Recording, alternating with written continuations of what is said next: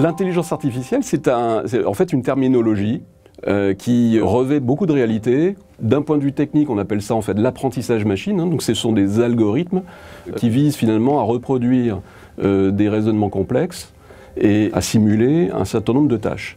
Et ce qui est nouveau depuis 2023, et donc cette année est vraiment assez exceptionnelle, c'est qu'on a vu l'émergence de ce qu'on appelle Large Language Model, les LLM, dont le plus connu est GPT. Et donc dans les entreprises maintenant, on a cette question de comment est-ce qu'on utilise aussi, cette fois-ci sur des usages plus professionnels, plus rigoureux, pas uniquement créatifs, comment est-ce qu'on utilise aussi ces outils. On voit déjà aussi chez Mazars un certain nombre de collaborateurs, mais c'est dans le cas dans beaucoup d'entreprises, sont vraiment tentés d'utiliser cette technologie pour avoir leur propre assistance personnelle en fait. C'est quelque part, effectivement, à la fois on le voit bien en termes de recherche, de knowledge management, mais vraiment aussi en termes de création, de contenu. En fait, ce qui est assez bluffant, c'est que c'est assez facile d'accès, c'est très démocratisé en fait quelque part.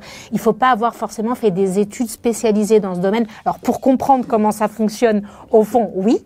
Mais c'est vrai qu'en tant qu'utilisateur, on peut utiliser la technologie sans vraiment comprendre. Et le sujet, c'est se poser justement les bonnes questions. D'où vient l'information? Comment elle est agrégée? Est-ce qu'on peut lui faire confiance?